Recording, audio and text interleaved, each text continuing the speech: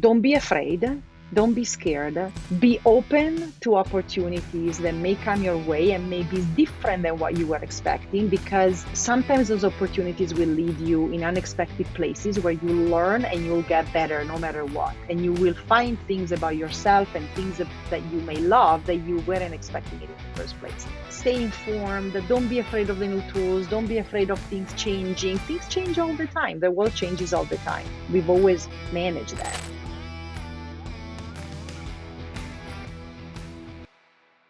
Hello, friends. Welcome to a new episode of Merging Minds, the podcast brought to you and powered by BureauWorks. And today, I am extremely excited, as every time I bring you a new episode, because of the guest. The guest is the one and only hashtag everyone wants to be Giulia Greco. Finally, you're in the podcast, my friend. Hello, welcome. Hello, thank you. Thanks for having me. This is great. Like, do you need an introduction? Like, hey, like last time I was traveling the United States, and we were going to go to the Lock World conference, and you and I were going to meet and drive together. It couldn't happen before, but I drove. Another friend reached out to me, so I drove my friend from San Francisco to Monterrey when the last conference took place, and I told her you originally were going to come with me, and this friend told me like, oh my God, am I gonna really have the chance to meet the famous Giulia Greco? I don't, you made this thing like everyone wants to be Giulia Greco into a hashtag and a thing, and I don't understand why it became a thing, but Oh, it's hilarious to me. It's hilarious. It's very funny. I Thank you. think You're very because you generous. have this And I did open, meet your friend. Your friend is Elena. Elena, Elena. it's Elena. Hi, Elena. If you're watching, love you. I did meet her in the end in Monterrey. It was Yes, great. We yes, had a nice yes, chat. yes. Yeah. I think it's because like a lot of the people, I mean, a lot of industry folks tend to recognize leaders in the industry and tend to see them like a picture on LinkedIn and somebody that's unapproachable, and they say, Yeah. "Oh my God, so serious." While when we refer to most of them, because they're all human, this is the goal of the podcast, to show Yeah. humanity in leaders in the industry. And you're one of those, that you're approachable, you're fun, you're easy to reach. I remember, and I was thinking about it today, because you met when at the time in my life when I was living the Czech Republic in Prague, and I am visiting Prague now. And I was thinking of the first time you and I met almost 7, 8 years ago, when you came Yeah, in it like was a it was booth. at least 8 years ago. It was at Lockwold in Santa Clara, and it must have been 8 years ago. And Yes, I was just at the beginning, and you were super friendly, which was so nice. And yeah. we were sitting at a table. You were wearing a suit, and all the other guys were in suits. Everybody was very, very like buttoned down. And I came, and I was like speaking a mile a minute, and it was great. It was just great. Oh, that was Yes. awesome. That Yeah. was awesome. Yeah, So, yeah, so and it's funny that sorry, it's funny that you say that people think like, the people in a position of leadership who are running, like who are heading localization or globalization in a company are like so serious and unapproachable. It's like, I am not serious at all. So this no, is like, I no, love no, it. This is great. It's no, great. no, And no, no. most people in our industry are very approachable. So that's the other thing I that think I think yes. I think yes. I absolutely think. stands true of many, many, many, many people that work I think. I in the think. field that we work. I see it this way. I see that like the industry's it's big, it's huge. You keep meeting new people that you've never seen, that you've never known of, that are connected with somebody on social media, on LinkedIn mainly, and whatever, and there keep being new people. There's always like, but there's a big community of leaders and of from the enterprise side and from the vendor side that always meet every year at the conferences, because it's like a really big place to meet, right? Yeah. And you are one of those, I'm one of those that always attends, that is like in this like friend Yeah. thing, right? So that's why I know a lot of leaders like you, and I always want to show them, hey, they're approachable, they're nice people, they're like cool people. You can go out for a beer and just talk about life and stuff, and they're not like, so well, I mean, for those who don't know, Giulia Greco, Jules, of course, she's Italian, right? Like, I mean, tell us, you have to introduce yourself. What am I doing? Do it, please. Yes. Okay. So I'm Giulia Greco. I'm an Italian who lives in Toronto, Canada. I've been living in Toronto for over 20 years. And up until less than a month ago, I was the head of localization at Shopify for 8.5 years, and I Wow. just left. So yeah, I'm a free person right now. I'm currently Oh, baking, and I went skating this morning, and now I'm baking a pavlova, and I'm chatting with my friend Javi. I'm living I my love best it. I life. love it. I love it. So today we're going to bring our friends who follow the podcast, your story. And it's the Okay. story of an Italian, amazing, funny lady that landed in Canada 20 years ago. Okay, I can imagine like the first thing is like, what, where the hell am I? How did I land here? Tell me a little bit about that. We need to know. Like, Okay. So let's yeah, go there so for love. How was it? We need to know. it was cold. It was so cold. My first winter, I'll never forget my first winter in Toronto. I did not have the right gear. I thought I did. It takes you a while when you live here to realize like what a true Canadian coat, the type of Canadian coat you need to have and the type of footwear you need to have to deal with all the different weather situations that arise in December, January, February, March, April, because that's how long winter is. But yeah, I landed here because I married a Canadian man from Toronto, and I met him in Israel. I believe I told the story before on Renato and Michael Stevens' podcast back when they had a podcast. But anyway, I met him in Israel. I went to volunteer on a kibbutz, and he was there too. He's Canadian. I'm Italian, and we met and we fell in love, and we got married in Italy after a few years. He lived in Italy for a while. We lived in Italy, but then he was homesick and he wanted to move here, and so we did. So I moved here, and the rest is history. I've been here ever since. I've had children here, so my children are more Canadian than Italian, although they're also Italian, but they are mother tongue English, whereas I'm Yes. mother tongue Italian. But that's how I ended up in Canada, and I have to Oh, say that I've always enjoyed working here more than I ever enjoyed working in Italy. It's a different working environment. I prefer it here. So yeah, yeah, and working in tech versus, like I'm also a province guy, so to say, from yeah, Spain or from Madrid or from Barcelona. And you see, like I was there recently, and of course you feel the vibe and you feel the energy of the atmosphere, of the work atmosphere there versus what we're used to be in, right? Like the more like the technology environment and stuff. So I relate. I know what you're yeah, talking about. yeah, And yeah. so, and from Italy to Canada, and then you were the head of localization at Shopify, which is a huge company. I have friends who have small business who use Shopify, and I always thought about you.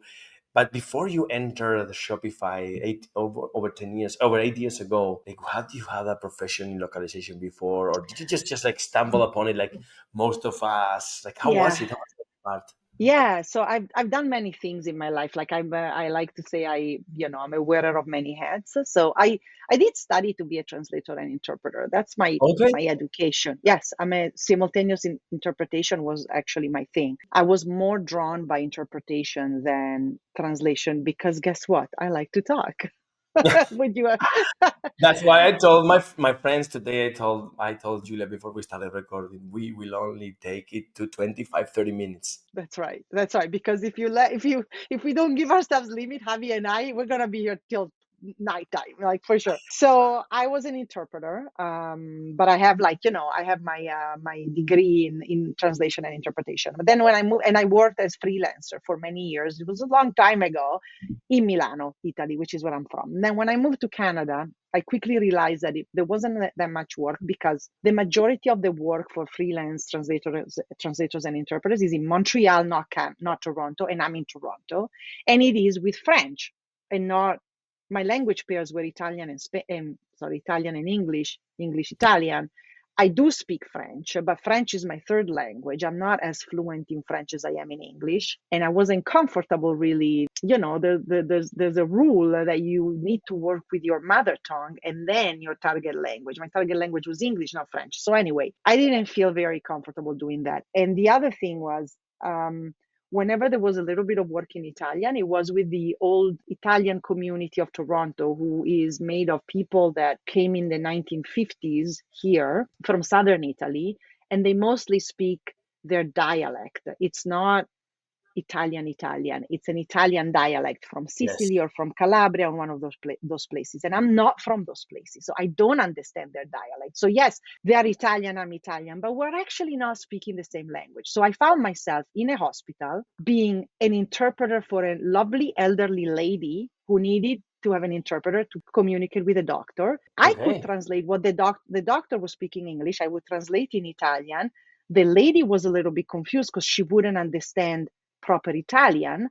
And whenever she spoke back to me in her dialect, I had no idea what she was saying. Oh God. And I it hope was horrible. she got properly treated and she Well, survived. yeah, it wasn't a critical situation. I Okay. think it was a wellness checkup or something like that. Okay. But yeah, I communicated. I said, and I told the doctor, look, I'm not the right interpreter for this. Like, this is not, Yes. I'm realizing that I'm missing most of what she's saying. We're gonna need to call someone else. Like, this is not going well, and I'm really sorry. I had no idea that this is what I was gonna run into when I came here, because it never happened to me in Italy, obviously. So I was like, I don't think I can do this, because all the work that was available was in hospitals and in courts. And the problem was going to be the same. It was going to be that audience, that cohort of people. And I was like, people think we speak the same language, but we don't. So done.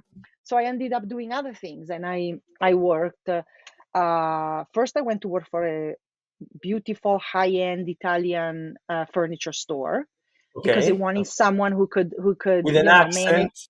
accent, as well. That was It nice and wasn't just sexy. the accent. It wasn't just the accent that reflected the whole, like, it was a family run business, and the family was Italian too. But more like I was doing all the customer, like all the vendor management for them, because Yes. all the suppliers were in Italy, and so I could just Yes. pick up the phone and speak Italian to them, because they didn't have anybody like that. So I did that, and for a while, and I also organized events, and it was a lot of fun. But then I had a child, and Oh, then after I had my son, I wanted to have a job that was a little more, that had benefits.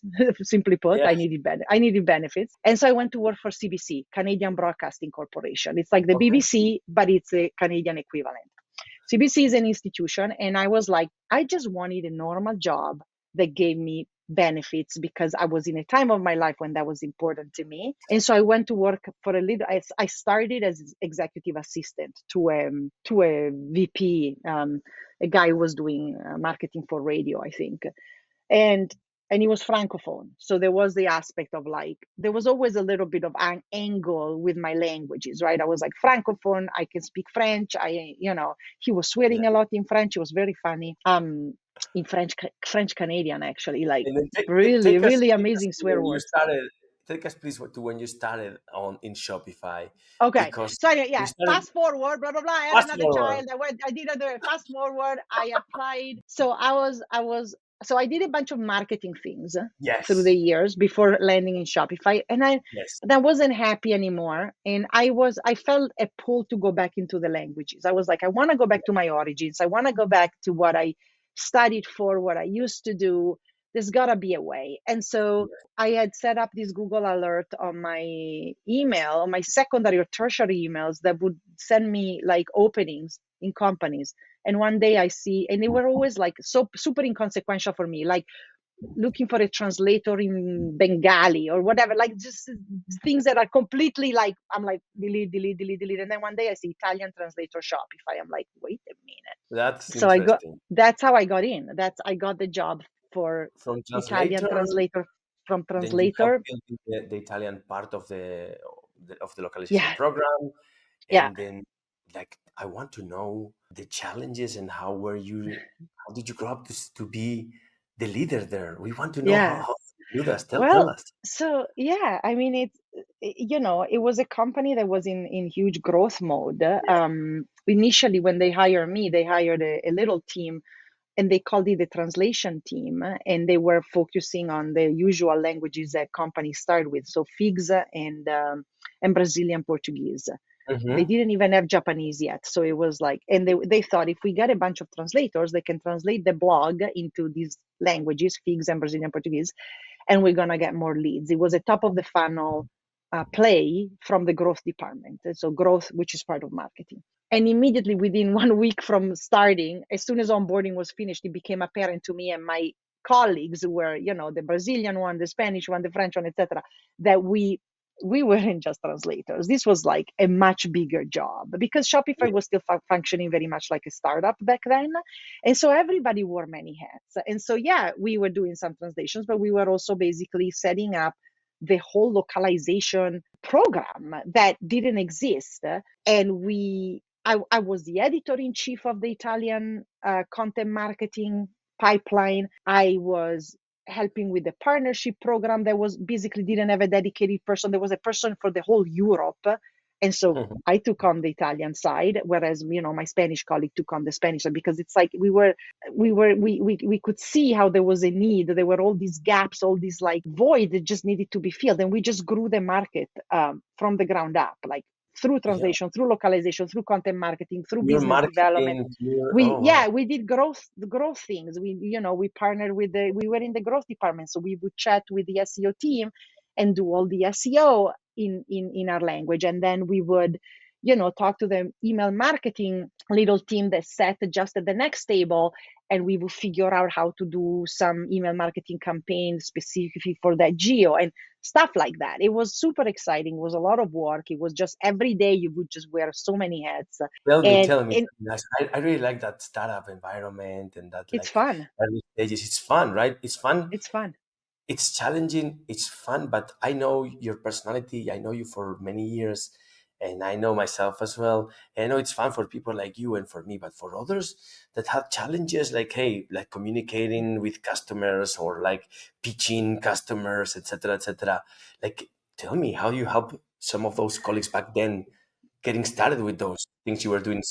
Because on top of that, I didn't know this part that you had a job in an Italian shop where you were selling directly. So that's like Right. a big of your first sales experience. So how are you helping your Yeah. colleagues that didn't have It that? that's an interesting question. Like, I think so in a way Shopify was very good at hiring, and so it mostly hired people that had the right personality for the culture that we were in. Mostly. Occasionally it didn't work out that way, and so the people were maybe very good at what they did, but they did struggle with the wearing of many hats, with the lack of clarity, the ambiguity, the constant pivots, because change was constant. Like we had to pivot continuously, and it wasn't. Whereas a personality like mine thrives in that environment because it keeps it fresh, it keeps it interesting, it keeps it fun. Like I get bored easily, and I like the build phase of things. I don't like once it's all built and already all clean and regular, and then you're just running it and you're just thinking about process optimizations. Like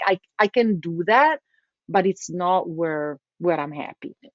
And so I think that, how did I help them? I think it was just like being part of a team, and knowing, like, like, so first of all, there was a lot of sharing of ideas. So for example, my Venezuelan colleague and the Venezuelan colleague was doing Spanish and I was doing Italian, and we set up a whole like Facebook groups for Italy and Spain, to have direct communication with our customers, so that we Okay. could test ideas. We could basically do like experimentation, and also, even if we didn't know if one of our translations was going to resonate, we would just ask them directly and be like, hey, what if I translate this like that? Are you guys gonna, do you understand it? Is this what you call it? And they were like, yes or no. It was amazing. It was just basically talk to the customer user. It's almost like a very informal user experience, UX type Yes. of Yes. it Yes. was amazing. So we did, I had the idea, I think I had the idea, and I told my colleague, and she did the same, and we did it together. I did it for Italy, she did it for Spain, and we were kind of collaborating on this. But then there were other times when I remember my German colleague, with whom I'm still friend today. He interviewed a Shopify merchant who was German but working in Venice, Italy, and so he told me, he shared the blog post that he wrote, and he was like, "This may be interesting for your market too, because there's this, because it's in Italy, even though the merchant is German." And I was like, "Yeah, this is a great story."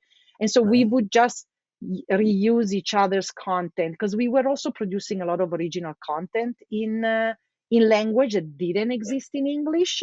Like, so we would put out blog posts that were success stories of our local merchants. So those were very specific to each market. And so if one of them was like, relevant for more than just one country, if I had a good story in Italy and thought maybe this would resonate in France and Spain too, because they're kind of similar culture, similar and similar friction points.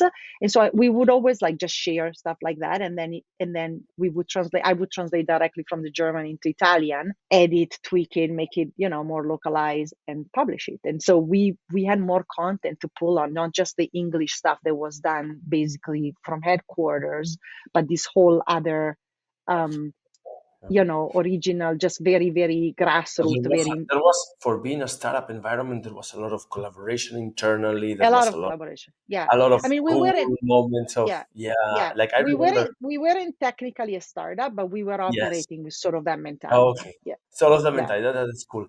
And how was the moment when management realized, okay, what we're doing is great, but it's not sustainable. We really need to go professional and have a proper localization department who is going to be run by Giulia. How No, was that moment? it never went that way. It never went that way. You kind of fall into things, but also, so when, I don't remember exactly what year it was, but when Daniel Sullivan came, so Yeah. Oh, I Daniel know Sullivan, Daniel. Yes. of course, when Daniel came, he came to lead we were called, at that point, we were called the International Content and Localization Team. And he, after a little while, when he got to know us well and figure out the lay of the land, we had a conversation, and he said, look, I think you're operating like a unicorn. You have too much on your plate, and you can't be doing both things. Like, we are at the point now that we are running programs that are sophisticated enough that we can set up proper localization programs on one end and international content marketing on the other. Which Yes. one would you like to do? And I thought about it. I loved both. It was one of those, like, it was a hard choice to make, because I absolutely adored both sides of what I was doing. But I Yes. thought Daniel has more experience in localization, and he's our lead now. And I wanted to learn from a pro. I thought Daniel has more to teach me on the localization side, and I have more to learn there. And so I want to go where I can learn more. And so I chose localization, and I let go of international content marketing, and I let go of Italy, which was hard to do. Not just Italy, I also had to let go of the Netherlands and Brazil, because I had stood up those programs in those countries just with freelancers, because we didn't have headcount to hire internally. And I love those teams that I put together. Those are still, to these days, very dear friends of mine. They're And your doing great friends, things. Yeah, I know. it's like those teams were incredible, and I was very, very Knowing proud. you, I confirm that to the audience. Knowing you, I confirm it to this. And then I was thinking of like uh, uh, back then, like when that was probably your first corporate leadership experience, right? Yeah, How, how, because Daniel put me in charge of programs, and I was able to yes. hire people. And so How do you remember those days? How was like? I want you yeah, to tell us like two things. One of the most rewarding moments where you said, like, I consider myself a leader that helps and that is servant. And another moment where it was like, oh my God, it's very difficult. I know your dog is barking, don't worry. Like, I'm it's sorry. lovely. I No know. worries. No. Like, it Otto, happens like that. The other day, I was recording a podcast at my girlfriend's place and the dog started barking. So this is very common in Virgin Minds. Don't worry. literally, my dog Otto ruins every podcast I'm on. You can ask Antoine Ray from Argos Multilingual, because he ruined our podcast like 2 years Oh, ago. so Horrible. Otto just is tell us, like, please. No, all is I know. amazing. I cannot wait to meet him. But just think of those moments, please, and Yeah. tell me, So, like those. I- I want to hear a difficult one and an easy one and an easier one when you said like, okay. "Hey, I'm An a easy, servant leader," because yeah. I know you, and I know So, you're a servant. well, I try. It's a struggle, because I tend to have a pretty domineering personality. So it's like, it's not instinctual to be a servant leader for me, but it was modeled by Daniel, who is the best boss I've ever had in my life, and a mentor and a coach and a friend. And I absolutely owe so much of what I've become and what I've done to him. I want this on record. And so he was my inspiration. But a moment when it was easy and beautiful, and made me feel very validated in being a leader, and know, and made me understand that this was a choice that I made, and I was happy that I made this choice, is whenever I was able to promote and open up a door to one of my team members. And I have been lucky to be able to do that for a few people on my former team who are still at Shopify. There's a couple of people in particular that come to mind, and I'm not afraid of mentioning my name. One is Maria and one is Carlotta. And Maria and Carlotta are incredible people. They came as one came as a localization program manager and the other one as a localization coordinator. They both came from LSPs. Incredible potential, clear from the very beginning. Two of the most competent people I've ever met. Fantastic personalities, very different from each other. And I was able to like open up doors and make them progress in their career. And there's nothing that has given me more joy than that. So yeah. That's my Giulia. I love it. I love it. And tell us about the difficult moment. You gotta tell us about a difficult Oh, moment. So damn. like Do we have to when go there? once you had a yeah. Okay. Once you were like, okay, I'm Um, also a leader to yeah. be taking care of difficult, crazy situations. So we want to hear those as Yeah. well. I mean, it's never easy having to let go people. I've had to do That's the that most difficult more part than for me. once. Yeah, Yeah. that is never easy. It's never easy and it's never done. How can I can find the right word. It's a very suffered conclusion of a very bad, like it takes a while because it's never a Yes. decision that's made quickly and in a blasé way, if you know what I mean, Yes. Yes. so there's that. And some of those exits that I've had to do have been harder than others.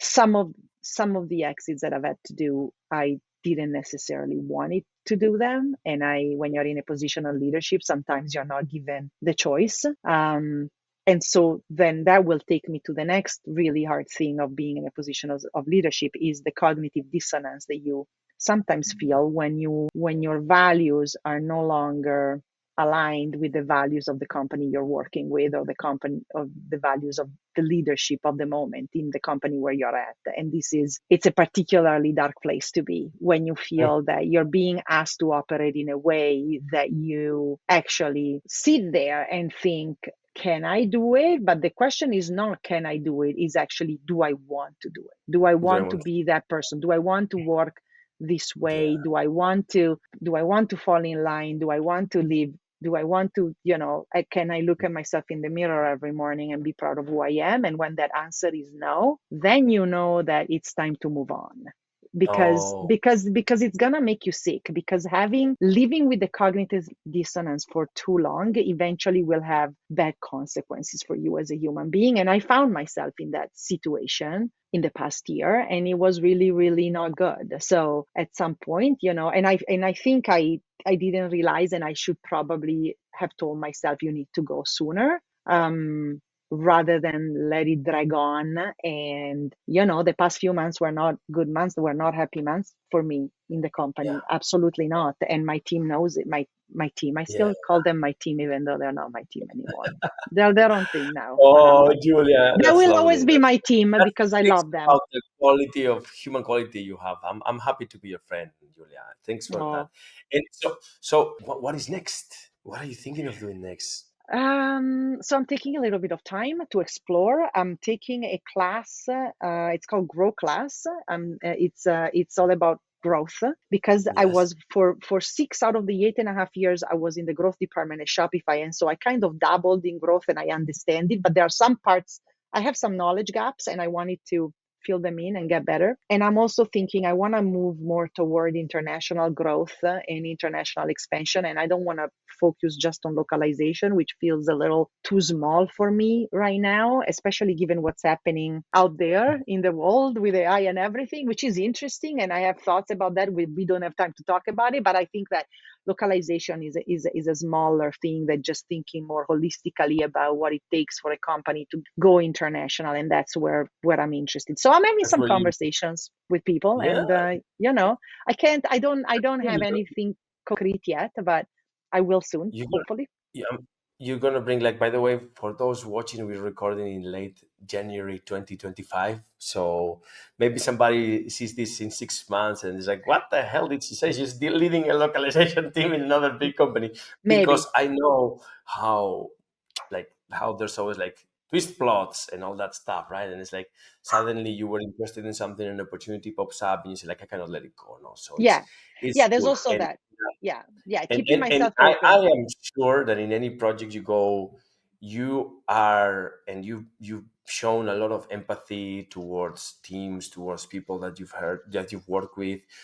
I've seen you also show a lot of empathy and comprehension with your vendors as well, and being very communicative, right? I So love my vendors. I love the vendors I work yeah, with at Shopify. I mean, I'm in touch with most of them. I think they're yes, fantastic people, fantastic companies. I have nothing but good things to say about the yeah, vendors. And I think yeah. that everybody is in a very difficult spot right now. My heart goes out to everybody who owns the companies that are doing localization, because it's not an easy time for sure. It's. I was chatting with a friend of mine like a couple of days ago, and he was telling me there's going to be I mean, we are predicting a market rebound and a market like expansion and stuff, but it's coming in a few months. People have to go with the difficulties now, right? And we've seen this like Yeah.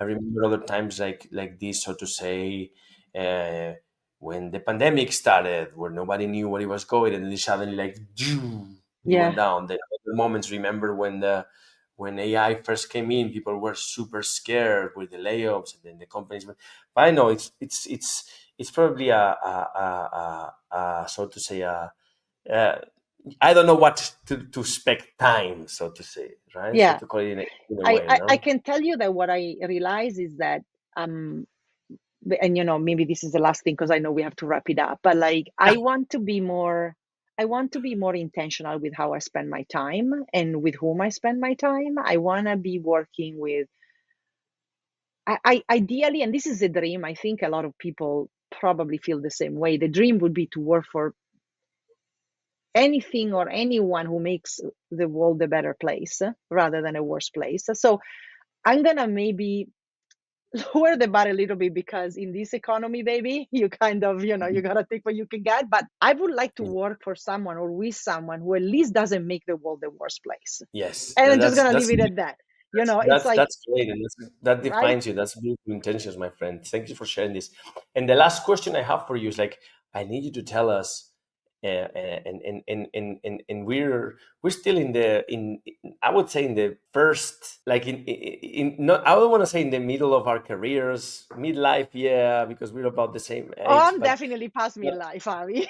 You're being kind. Don't dance around it. Shut up, shut up. But to those who are like those, I excuse me. I know that there's students from the Miss Institute Hmm. that are watching. There's people that are studying in the industry that are Yeah. watching this podcast, this interview. I would like you to leave a few words as your last, as the last Mm. question for them. Hey guys, here's my recommendation. Here's Yeah. what I would do if I was starting again.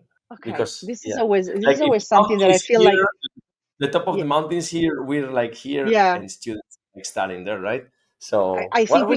we could do a whole podcast just on that, but I want to say, don't be afraid, don't be scared, be open to opportunities that may come your way and maybe is different than what you were expecting, because sometimes those opportunities will lead you in unexpected places where you learn and you'll get better no matter what, and you will find things about yourself and things that you may love that you weren't expecting it in the first place. So be open, don't be scared, continues continue to learn, read, study, stay informed, don't be afraid of the new tools, don't be afraid of things change all the time, the world changes all the time, we've always managed that, so Yeah. just that. Well, thank you so much for being here, my friend. Like, I cannot wait to see you soon again. I cannot wait to grab a drink with you to share Yes, more about life and all that stuff. And I only have but thankful same. words. I remember like if it was yesterday, it's been like I think it's 7 years that day that you came running, and as we mentioned in the beginning, it's been an amazing journey, and I know we meet once a year, and except for the pandemic, which was 2 years or three that we couldn't Yeah, meet. But I'm so happy to count you between my friends, from the same. people that I've met in the industry. Thank you for being here. Thank you for sharing our journey. And to those watching, thanks for that, for being here once again. And until we meet again in another episode of Merging Minds. Bye.